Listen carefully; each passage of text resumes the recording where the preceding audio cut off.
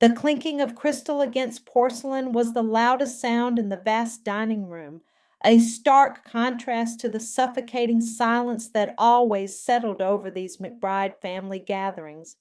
I sat rigidly, my spine aching from the effort of maintaining a pleasant facade, my gaze fixed on the intricate pattern of the antique tablecloth. My name is Louisa, and for the past 2 years I'd been Louisa McBride, a title that felt less like a name and more like a brand I hadn't earned. I was 32, a social worker from a family where vintage meant hand me down and estate was something you read about in books. Mary, my mother-in-law, cleared her throat, a delicate sound that commanded the room's attention more effectively than any shout. She was 59, and every polished silver hair, every diamond on her hand screamed matriarch.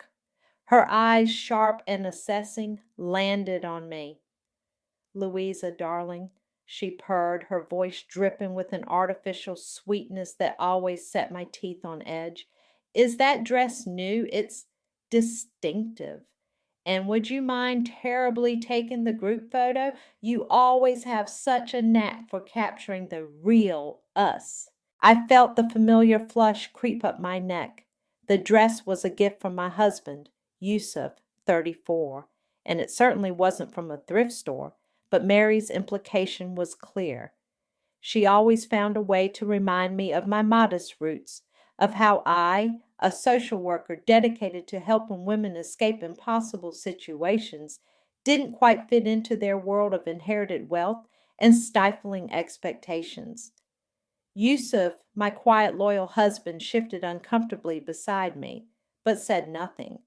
He was caught between his family and me, a position I knew weighed heavily on him.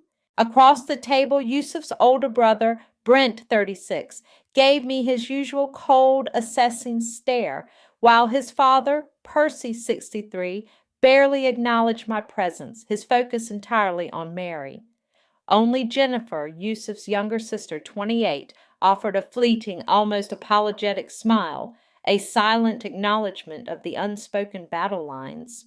I swallowed the humiliation, a familiar taste by now. They saw me as a gold digger, an outsider. What they didn't know was that I was building something, a project I'd poured my soul into for years, a women's shelter that was almost ready to open its doors. And what they really didn't know was that I was also building a plan brick by quiet brick to deal with Mary. As the evening wound down, Mary cornered me by the grand staircase, her voice a low, venomous whisper. Women like you don't get happy endings, Louisa. Not in our family. I met her gaze, a cold fire igniting within me. Watch me. Later, as I made my way to our room, I slipped a thick, legal-looking envelope from my purse and tucked it carefully into my bedside drawer. Its weight was a promise. The scent of fresh paint and new beginnings was a welcome balm after the stale air of the McBride estate. 2 days after the dinner, I met Penelope at the women's shelter, a place that felt more like home than the gilded cage I lived in. Penelope, 39, my friend and co-director, was beaming. Louisa, you won't believe it. We've hired 3 new counselors and the kitchen equipment arrived this morning. That anonymous donation really pushed us over the edge. I smiled, genuinely. That's incredible, Pen. It's all coming together. The anonymous donation was a carefully laundered portion of Yusuf's inheritance, a significant sum he'd quietly transferred to me months ago, long before Mary started scrutinizing our finances. We'd agreed it was the best way to ensure the shelter was properly funded without triggering immediate questions from his family. But my relief was short-lived. Have you checked the main account today? I asked, my voice dropping. I got an alert this morning. The operational funds are frozen. Penelope's face fell. What? That's impossible. We just cleared a transfer yesterday. I know, I said, a cold dread creeping in. It's not a bank error. This feels deliberate, like someone with a lot of influence. The McBrides, specifically Mary, were the only ones who fit that description. Later that evening, back at the estate, Yusuf found me in the study looking more troubled than usual. My mother, she asked about the trust, he admitted, his voice low. She said she's reviewing all family accounts. She specifically mentioned the transfer I made to you. My heart hammered. So she was circling. What did you tell her? That it was for an investment, a startup I was backing, he said, running a hand through his hair. She didn't look convinced. The next morning I made a call, my phone set to record. Rosalie West Fippafour, Mary's longtime family lawyer and confidant, answered with her usual clipped efficiency. I introduced myself, feigning ignorance about the frozen funds. Rosalie's voice was smooth, but her words were sharp. Ms. McBride, I advise you to be very careful with any unconventional financial ventures. The McBride family has a vested interest in protecting its assets and its reputation. Some projects, while well-intentioned, can attract unwanted scrutiny. The veiled threat was unmistakable. After the call, my fingers flew across the keyboard. I pulled up old emails, digging through years of archived correspondence between Mary and various financial advisors, even some from Rosalie. What I found made my blood run cold. Transactions, directives, veiled instructions that hinted at far more than just family asset protection. Just as I was about to close my laptop, Yusuf walked in, holding a heavy, embossed envelope. My mother just sent this over. It's a formal invitation for the annual reunion dinner. She wants us there. My stomach clenched. The annual reunion was still weeks away. This wasn't an invitation. It was a summons, an ominous escalation. Weeks later, the air in the McBride dining room was as cold and brittle as the crystal chandelier hanging above us. The formal invitation had indeed been a summons, and now, seated around the polished mahogany table, the tension was a palpable weight. Mary, resplendent in emerald green, presided at the head, Percy at her side, looking as stoic and unreadable as ever. Brent sat opposite me, his gaze sharp and unwavering, while Jennifer next to him picked at her food, her discomfort radiating. Yusuf sat beside me, his hand resting briefly on my knee under the table, a silent anchor. Mary began with her usual false warmth, a preamble about family unity and the importance of heritage.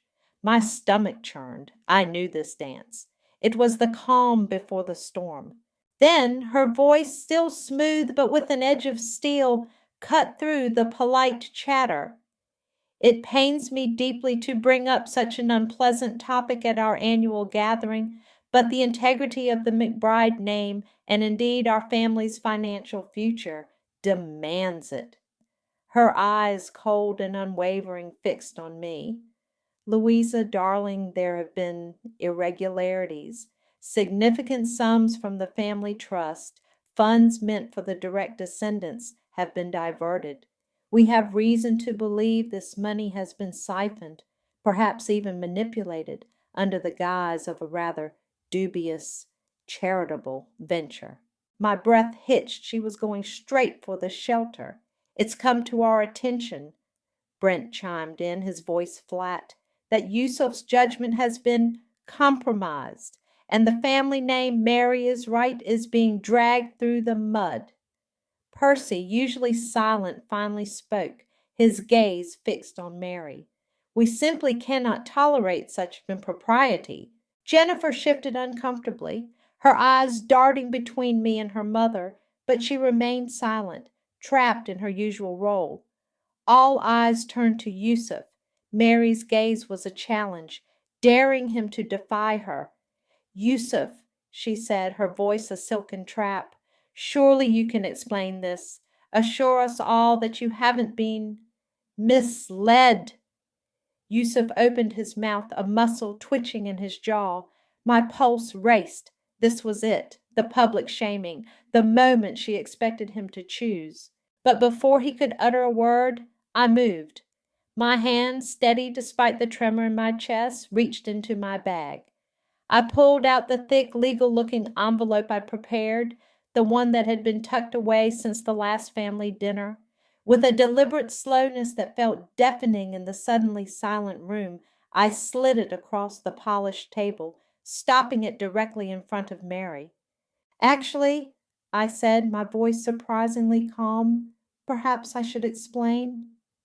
I didn't open the envelope, not yet. The silence that followed my interruption was absolute, broken only by the faint ticking of the grandfather clock in the hall. Mary's eyes, narrowed to slits, darted from my face to the envelope on the table. Brent looked furious, Percy merely confused. Jennifer, however, leaned forward slightly, a flicker of curiosity in her expression. "This is hardly the time for your theatrics, Louisa," Mary finally snapped, her composure cracking. "On the contrary, Mary," I replied, my voice calm, almost unnervingly so. "It's precisely the time. You've accused me of siphoning money, of manipulating your son, of ruining the family name. So let's talk about the money, specifically the $6.5 million from Yusuf's trust." A gasp rippled around the table. Mary's face went scarlet. Brent looked stunned. Even Yusuf seemed surprised by my directness. I turned to my husband. "Yusuf, darling, perhaps you'd like to explain to your family the purpose of that trust and where those funds went." Yusuf took a deep breath, his gaze meeting mine, then sweeping across his family. "We used it," he stated, his voice clear and firm, "to build Louisa's women's shelter. It was entirely my decision. I transferred the funds to her over several months in smaller increments to ensure the project had the capital it needed to get off the ground."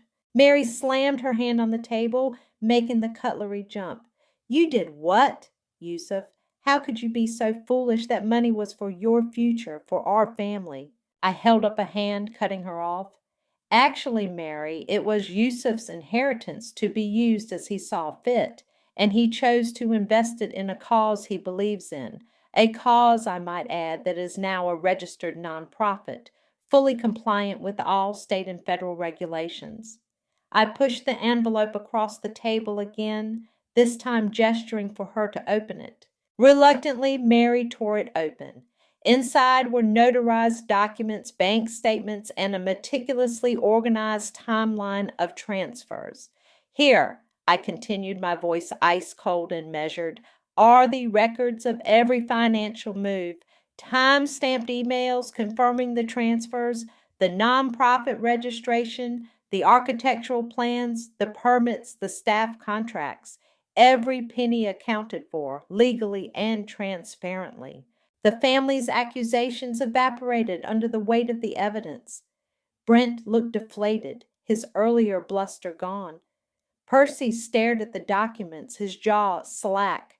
Jennifer, to my surprise, gave me a small, almost imperceptible nod of approval. Mary, however, was still fuming, her eyes blazing with a dangerous light. "This doesn't explain the freezing of the shelter's operational funds, Louisa, or your suspicious calls to Rosalie." I smiled a cold, humorless expression. "No, it doesn't. But this might." I reached into my bag again, pulling out a small USB stick. "Because there's a lot more Mary and Rosalie have to answer for." The USB stick felt surprisingly light in my hand, yet its potential weight was immense. Mary watched it, her eyes narrowed, a flicker of genuine fear finally crossing her face. Rosalie, who had been sitting quietly in a corner, observing the dinner, suddenly looked like she'd seen a ghost. "Yusuf," I said, handing him the stick, "would you mind connecting this to the main screen?" He nodded, his movements deliberate, and within moments the large flat-screen TV, usually reserved for family slideshows, flickered to life. The first image that appeared was a scanned document, a legal contract, but with clear digital overlays highlighting discrepancies.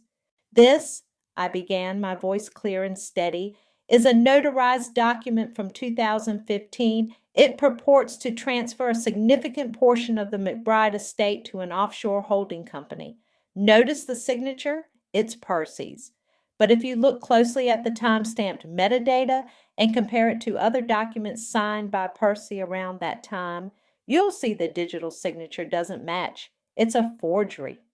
Percy gasped, his hand flying to his chest. He looked at Mary, his face pale.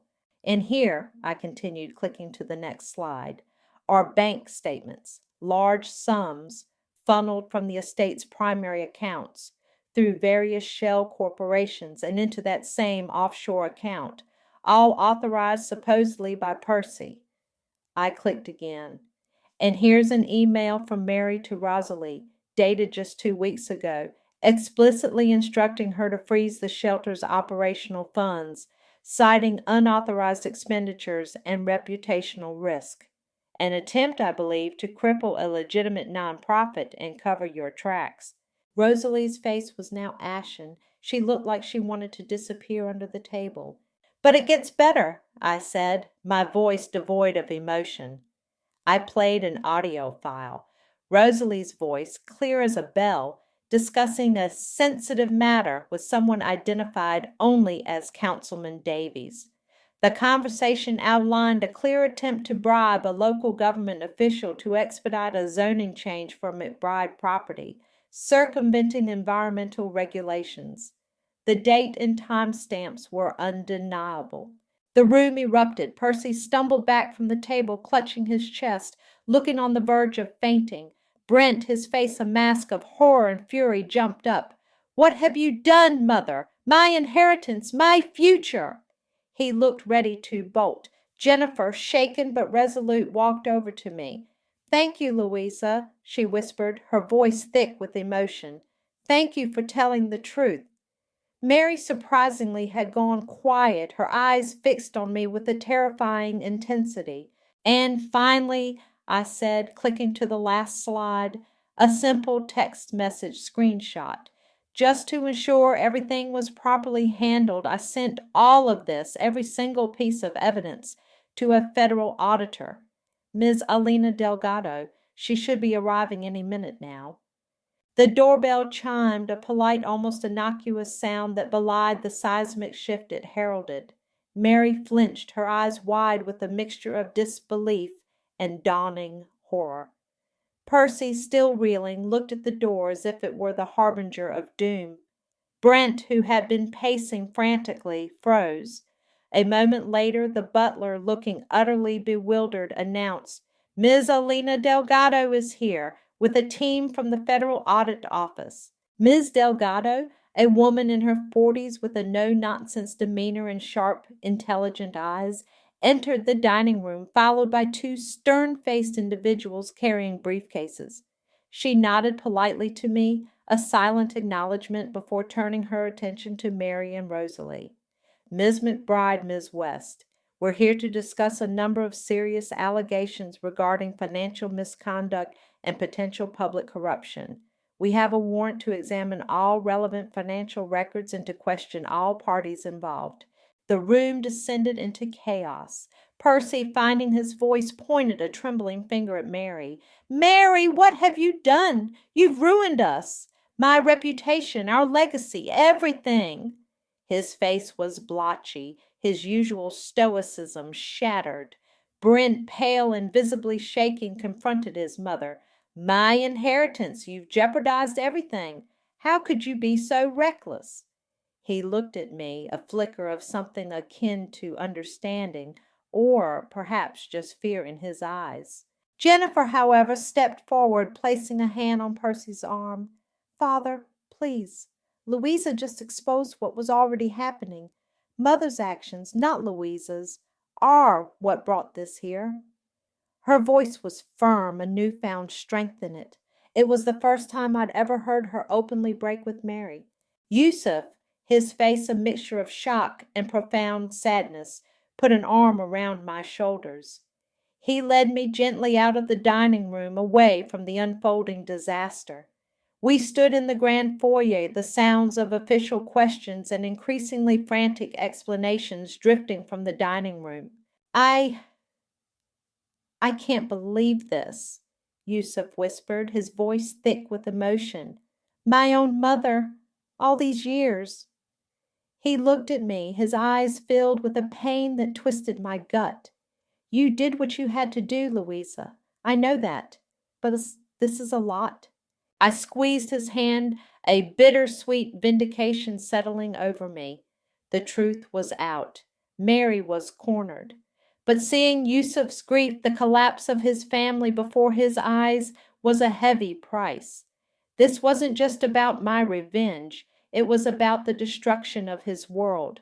Just then, my phone buzzed. An unknown number. I answered, putting it on speaker. It was a clipped professional voice. Ms. McBride, this is Arthur Finch, Rosalie West's attorney.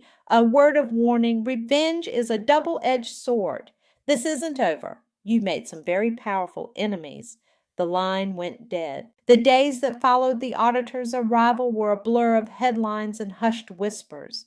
The McBride estate, once a symbol of impenetrable wealth, was now a crime scene, its assets frozen, its reputation in tatters. Mary was arrested for multiple counts of fraud and conspiracy. The news splashed across every major outlet. Rosalie West, true to her nature, had vanished, likely fleeing the country before the federal net could close around her. The shelter, however, was saved. The freeze on its funds was lifted, and the story of its funding and my role in exposing the corruption made it into the local news. I was hailed as a hero by some, a brave whistleblower who stood up to a corrupt elite. But the tabloids, ever eager for a villain, also branded me a destroyer, the outsider who tore a powerful family apart. My name, Louisa McBride, was now synonymous with scandal, a double-edged sword, just as Rosalie's lawyer had warned. Yusuf was a ghost in our grand house. His trust in his family, particularly his mother, was shattered. He moved through the days with a quiet, profound grief, the weight of his family's collapse heavy on his shoulders. He still held my hand, still looked at me with love, but the light in his eyes had dimmed.